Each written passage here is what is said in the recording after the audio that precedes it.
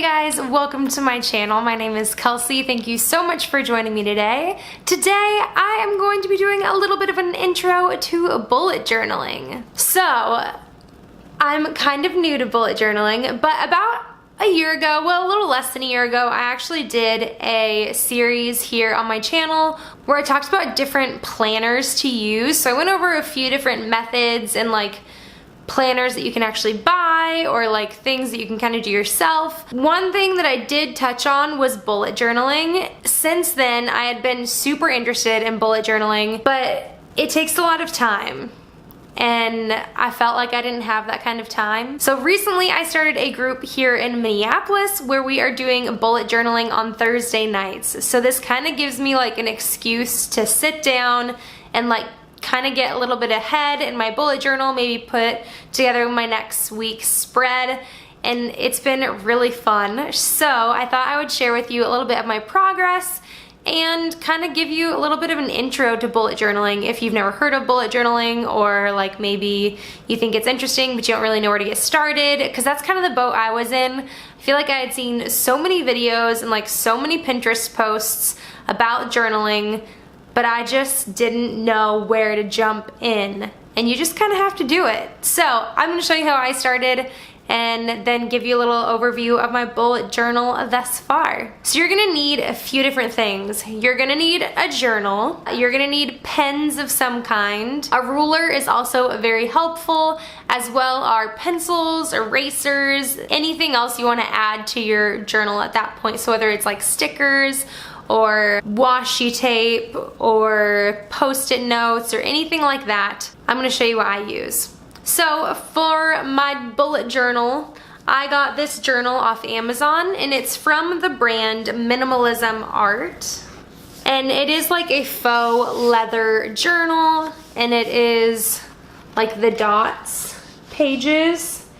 So it's kind of like graph paper, but less lines, so wherever the lines would intersect is where a dot is. So it helps you kind of like get things neat without there being too much distractions going on the page. So like I said, I got this from Amazon. I believe it was around $10 or $11. I'll link it down below because I think this is really great. I do have a few friends that have this as well, because I bought it and I was like, this is a really good one and it's really inexpensive. And so then I had a few friends buy it, and I would highly recommend it. They have it in different colors. They sell it in lined versions, or they have like a graph version. They actually have a bigger size as well, which I thought was kind of interesting. But I thought this size was nice and handy to be able to carry around. Not too big, not too small, definitely enough room to write. And I believe this is kind of like the standard bullet journal size. You do have one little like ribbon. I do wish there was more. Now that I'm like kind of using it, I feel like it would be useful to have more than one ribbon. And I know I could like add something else. I do have some like post-it notes on top. And I believe the actual bullet journal notebook that they sell, I think it has 2, maybe even 3 ribbons. So that's something to consider. And like I said, you're definitely gonna wanna use a pencil. I just have these like Bic mechanical pencils that I picked up at Target to be able to kind of like sketch things out before you kind of make like a permanent decision in your notebook, to be able to like practice spacing or anything like that. It's pretty helpful. Ignore all the animal situations going on in the background. Now on to pens. Pens have always been an exciting thing for me. I don't know why. In the group that I'm in, we were talking about pens. Well, actually, we talk about pens like every week. But I feel like maybe it was last week we were talking about like gel pens, and I remember being younger and being so excited about gel pens, and they were just like this fun thing. Now that infatuation with pens has just carried over into my adult life. So I do have a few different pens I want to share with you that are some of my favorites that I would highly recommend for using for anything. Bullet journaling, just writing, you know. So I prefer a felt tip pen rather than like a ballpoint pen or a gel pen. I like the like precision and just like the look of a felt tip pen. So my absolute favorite felt tip pens are these ones from Staedtler. So you can get these at Target. Actually, they sell a ton of these at Target now. Like back when I first started using these a few years ago, you could only find the black ones at Target, and they only came in like a 4-pack, and I've bought those like a few times at this point because I really enjoy them. But now they sell like all these multi-packs, and like I was just at Target today and they sell like new other kinds of pens. It's just, it's a whole thing, but I like the black ones. The black are my favorite. You'll see here in a few minutes, but my bullet journal is very minimalistic. I don't really, at this point, I haven't gone out and done like a lot of doodling or like coloring or anything, so a lot of mine is black and white, and this is my go-to pen for that. I did recently pick up this light gray one from Michaels. Michaels has a great pen selection as well. They sell them individually, which is really cool. So like I just wanted a light gray one that I could write with or like do graphs in my bullet journal with without it looking like super overwhelming because it's black, so gray looks a little bit lighter. So I picked this up, but they have like so many other colors, but these are my favorite pens. I would say if you're using them pretty frequently, they do run through pretty quick. Like you won't really, I haven't run out of ink, but just like the tip gets really worn down. The tip can get pretty worn down. This one is a little bit, and then it just kind of gets a little hard, and then it is kind of hard to write with. So that's the one downfall on these, but they're not too expensive. I know the 4-pack I've purchased from Target before, just the black ones, which are the ones I go through more than anything.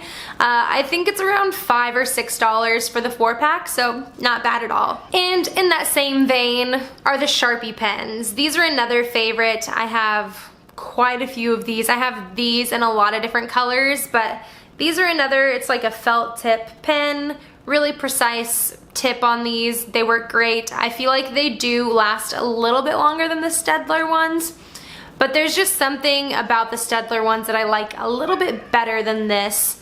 I feel like they're around the same price, and again, they sell these in so many colors now.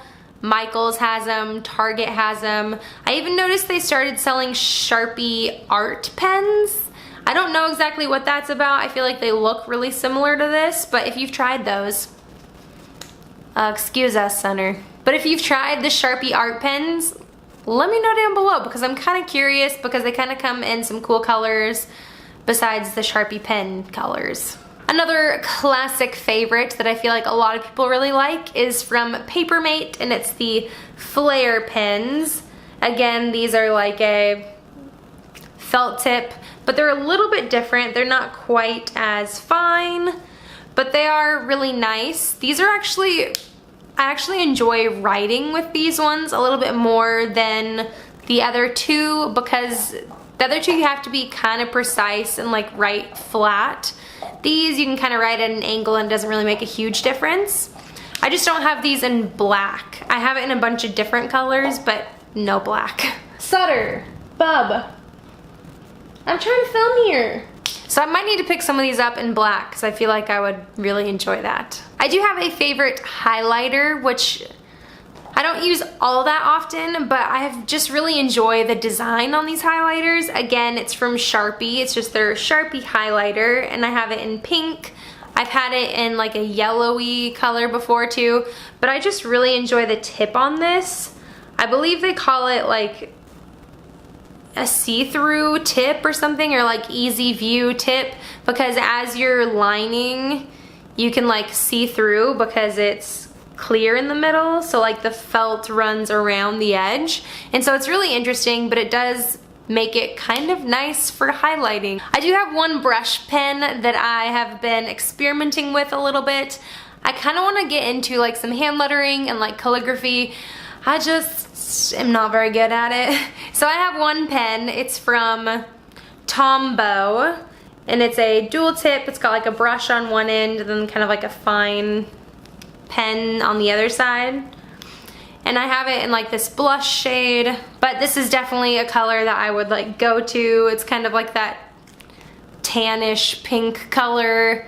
I enjoy it everywhere. You'll see it in my bullet journal. But that's I've been having some fun with this. I haven't really delved into the hand lettering yet, but I've just been using it to like add some accent colors. So the last accessory that I would say is like a must is a ruler. So I just have this like wooden ruler from Target, just your classic good old-fashioned ruler. I would be interested in picking one up that would be like more easily accessible with my journal, because I usually travel with this little plastic bag here. This was like a Ipsy makeup bag, and I put all of my pens and journaling accessories in here just to have them on hand, and it's easy. I can see through it. I can see what's in here. And this doesn't fit. So this just kind of like goes in my bag or my backpack or whatever and comes with me when I'm gonna be working on my bullet journal. But a ruler is very necessary, I feel like. I haven't been able to nail down the lines quite yet, but I really appreciate the ruler. So like I said, I have this little bag that I just kind of put everything into. These are something that I use a lot of. So not like necessarily this exact kind, because actually after I bought these and started using these, I was like, these are not useful. Why did I buy this? Because I can't even use this for what I use these for. It'll make sense in a little bit. But they're just like little page flag things. You can get these anywhere. I also appreciate little like sticky notes like this. This one is 3 different, so like it's a little note section and then 2 little like page flag things. And then I really enjoy this one as well. There's like just little list pads, like a now and later little pad. I use these often, especially when I'm like planning something out, or like I did it when I was starting my journal, and I'll show you here in a few minutes. So while I am fairly new to bullet journaling, I have been using a planner for a solid like almost 2 years at this point. So this is what I was using before. This is the Happy Planner. I used this last year as well, and this was my personal Happy Planner for this year. So this is the mini size, which I do still really enjoy the Happy Planner. I think it's great. I actually have the large one, like the big Happy Planner, and I use that for work. So this is kind of what I was working with before. I stopped using this a few weeks ago since I was moving on to bullet journaling. But something that I appreciate about the Happy Planner is that you can like move stuff around. So like it makes it really easy to take out a page and move it, where in the bullet journal you can't really do that. So it's a little bit more permanent, a little bit more long lasting, but you can make it whatever you want, and so I think that's really cool. So I'm just gonna show you how I started my bullet journal, and then I'll give you a little quick peek through of what I've got going on so far. So this is my bullet journal, and like I said, I've only been at this for like the last few weeks, so I still haven't made it perfect. I'm still working on it. It's definitely a work in progress. On the inside page here, I have my key, which I haven't made permanent yet because I'm still kind of trying to figure out how I want this to look, and as well as like what I want my key to be. I've looked up a bunch of different things, and I'm kind of highlighting the ones that are important that I use, and then I'll kind of go from there. Another thing that I did add to here was page dimensions, so like how many squares go up and down and how many squares go side to side. So for this one, it's 26 squares across and 39 squares down. So whenever I'm trying to make something look even, or if I'm trying to figure out how many squares are on a page, I've got that already written down, which makes the math a little bit easier. So this is the first page of the index, and then I've also left 2 other pages because I'm not very far through, and I've already taken up like almost a third of this page, or over a third of this page probably, so I'm sure I will need all of these other pages. And then here I have my like monthly overview for the rest of 2018. So I started this right at the end of May, so I figured I would just start with June and then kind of carry it throughout the year. Since there were 7 months left of the year, I just went ahead and smushed them all onto one page. And this would be like a time where you could go in and make like quick notes about an upcoming date, or maybe you know in September something's gonna be happening, so you can add it to your calendar here, and then so whenever you go to make that calendar, you can come back to this page and see what events you have already on your calendar and add them from there. And then here's where the blank pages begin. So a lot of people at this point will kind of add like pages of goals or things they're wanting to do over the next year. or so. Maybe it's like books they want to read, places they want to go, all that kind of stuff. I just have no idea what I want to add, so I just left a few pages blank here. And then I started with my first monthly spread. So this is for the month of June. I just kind of made up this layout. I didn't like copy anything from someone else, which I might do for July. I do like this layout, but I'd like to try something maybe a little bit more like fun and interesting. This is very simple. Like I said, my bullet journal is pretty simple and minimal at this point, but I'd like to try something else fun. But I have just like a quick overview of a calendar up top here, and then I have like a little bit more of a written out calendar. I just have one really week talked about here, but just a bunch of details about it. My sister and her husband are coming to visit, which I'm so excited. And so I just got some notes here about things to do. And then along the bottom here, I just want to start tracking my social medias a little bit. So this is where I was at the beginning of June. And then, oh, trolley. Ignore the cat ears. And then on the top side over here, I have a kind of general to-do list for the month. And then down at the bottom, this is actually something I have been doing probably for the last year and a half, where I just have a way of like tracking video ideas. So whenever I think of a video idea, I just stick it on one of those little like page flags I was telling you about earlier, and then I stick it into my month. So then if I'm needing a video topic, I can just come to this section and then place it into a week. Once I'm done with June and I'm moving on to July, if some of these videos don't sound interesting anymore, I'll just leave them here. Or if there's ones that I'm like, yep, I need to do that still, I will take them and move them to July. And then along this edge, I have a little bit of habit tracking. I have talked to some people who have done bullet journaling, and they had said habit tracking can get a bit overwhelming. So I just went with like a few things that I was interested in tracking. So development, being like any kind of personal development, reading, writing, that kind of stuff. Also tracking how often I bike to work, how often I'm hitting my move goal with my Apple Watch, or my exercise goal.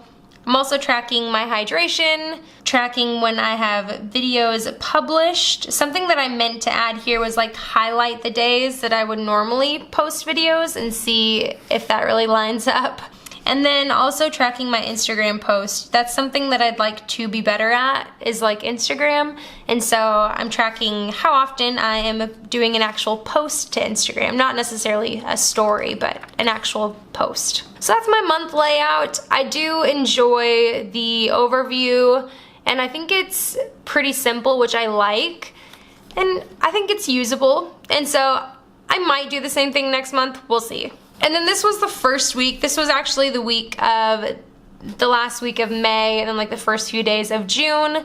So all of my weekly spreads pretty much look exactly the same for the month of June, because I figured let's just try this spread out for a few weeks and then kind of take it from there.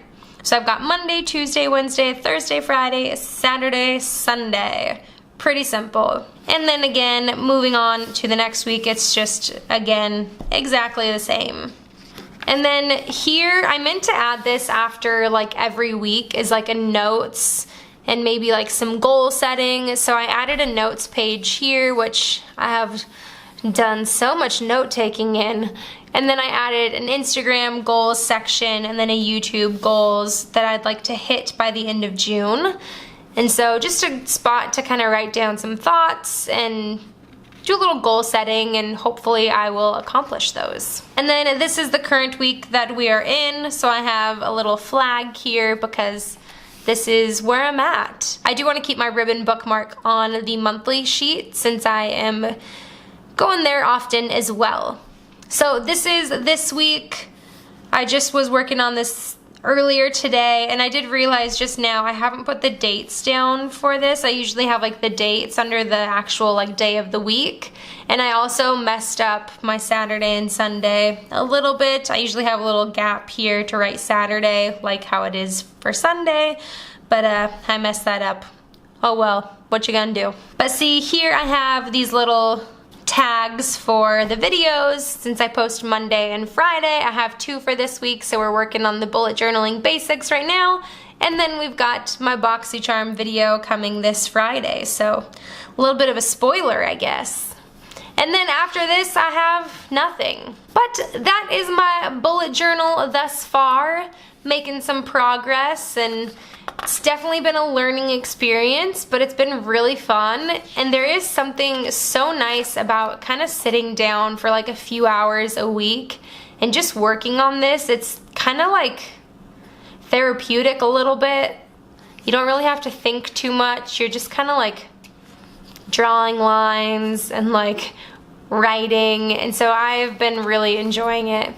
If you have any ideas of what I should fill these pages with, like things to track or like maybe ideas, I'd love to hear it down below. Or maybe if you bullet journal and you've got different things that you track or goals or lists, let me know down below because I'd love to get some ideas. So that was it. I hope you enjoyed my little intro to bullet journaling. Like I said, it's definitely been a learning experience and I'm quite the noob, but I'm really excited to be doing this. I hope you enjoyed this video. Thank you so much for joining me. Until next time, bye guys.